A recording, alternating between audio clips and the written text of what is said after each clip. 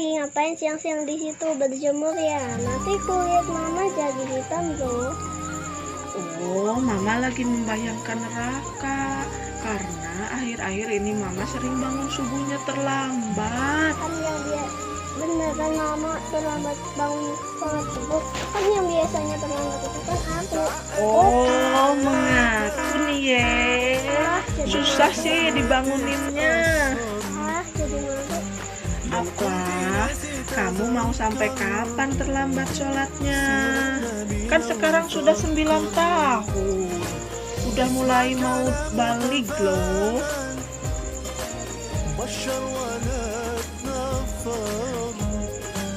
Coba kesini.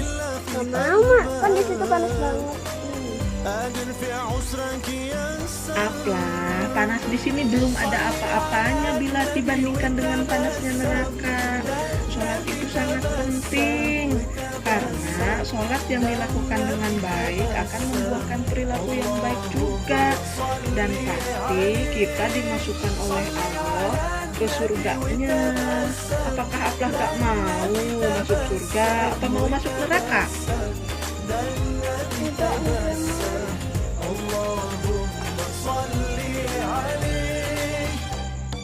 takut, ampun. Tapi mama, kenapa ada orang yang rajin sholat tapi perilakunya masih buruk atau jahat?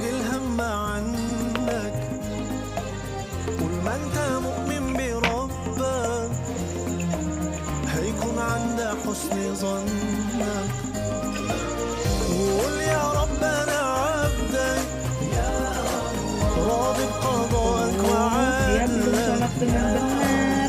Sholat itu harus benar gerakannya dan bacaannya, serta pikiran dan hatinya harus lurus kepada Allah.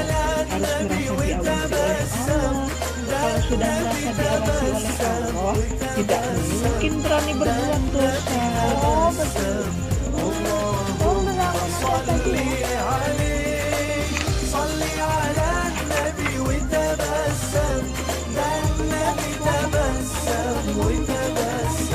Nih, mama bacakan pesan WA dari Nabi Muhammad. Nabi Muhammad udah punya WA. Ittaqun naro walau bisyikki tamroh. Jagalah diri kalian dari api neraka, meski hanya dengan bersedekah sepotong kurma. Hadis ini diriwayatkan oleh Bukhari dan Muslim. Itulah WhatsApp dari Nabi Muhammad SAW.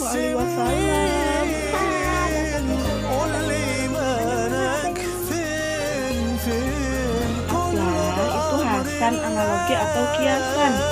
Hadis Nabi tidak dikirim oleh Nabi lewat WhatsApp, tapi dikirim melalui para sahabat, ulama, dan buku-buku hadis sahih, sehingga pesan-pesan Nabi masih terjaga sampai sekarang. Makanya sering-sering baca hadis.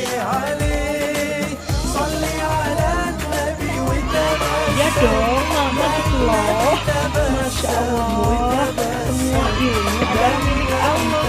Jadi malu mama kalau Allah puji-puji. Udah jelas-jelas sama orang pintar.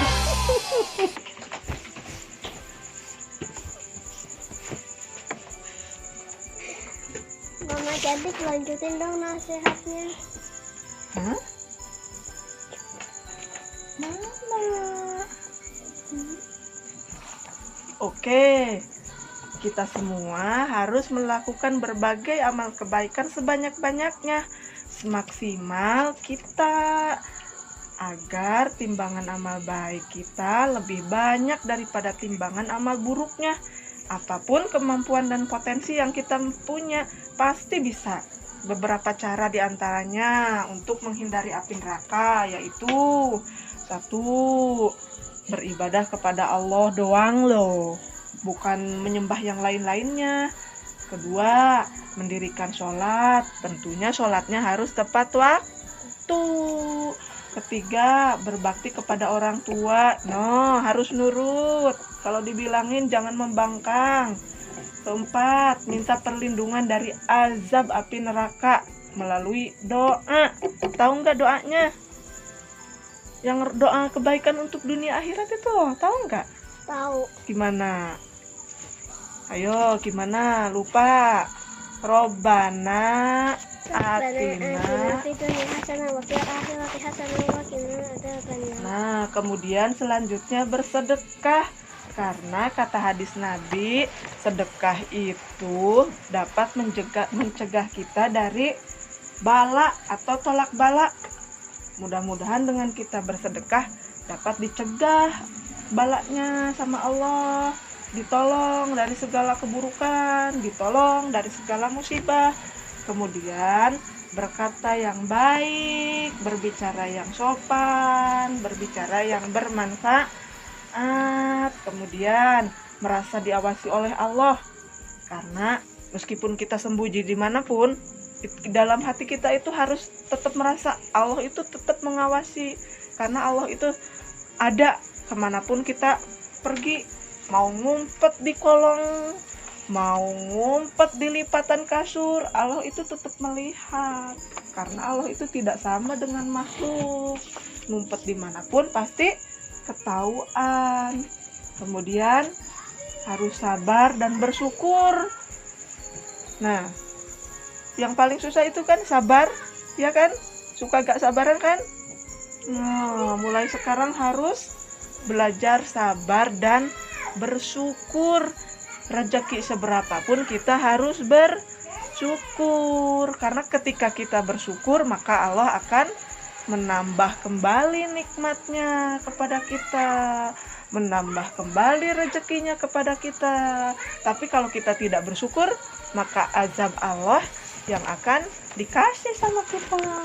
Yang terakhir yaitu jihad fisabilillah, yaitu punya kekuatan untuk membela diri, menolong sesama, dan menolong agama Islam. Maaf Mama, kenapa banyak banget amalannya? Aplah, kita tidak diperintahkan melaksanakan amalan itu secara sekaligus. Tapi kita hanya perlu melakukan amalan itu sesuai jadwal waktunya masing-masing. Karena Islam adalah agama rahmatan lil alamin yang mengatur semua secara lengkap dan indah.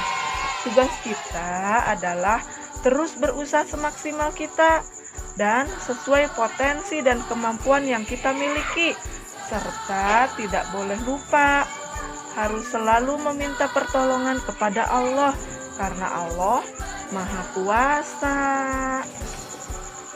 Intinya, bila kita hanya punya sedikit makanan atau kurma, kita bersedekah dengan 1 atau 2 atau 3 kurma yang kita miliki. Itu pahalanya besar sekali dan bisa menolong kita masuk surga. Contoh lain, bila kita tidak bisa berdiri, jangan berhenti sholat, tetap laksanakan sholat semampu kita. Bila kita tidak bisa berdiri, ya sholatnya sambil duduk. Tidak bisa duduk karena masih sakit, sambil berbaring. Jadi semampunya kita, jangan tidak ada alasan untuk tidak mengerjakan sholat. Selama kita hidup, mau sakit, mau seperti apapun, kita tetap harus sholat. Itu juga pahalanya sama dengan orang yang sholat berdiri. Jangan pernah merasa lemah atau berputus asa. Segala potensi kita bisa mengantarkan kita masuk surga. Mama, berarti setiap orang dengan segala pengobatan dan kekurangannya tetap bisa berpeluang masuk surga Allah. Masya Allah, pinter sekali Aplah ini sebenarnya. Berbicaranya pinter, mikirnya pinter, tapi sayang, semangat untuk beribadahnya terkadang lemah, harus disogok dengan uang jajan. Betul itu.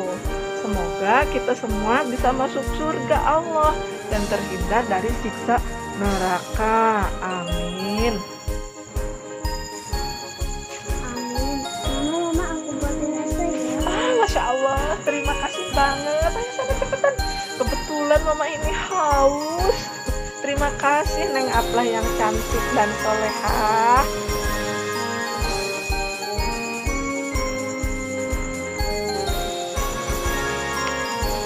Neng Aplah, apalin hadis yang tadi ya, buat bekal kita nanti dewasa, supaya diingat-ingat terus, supaya kita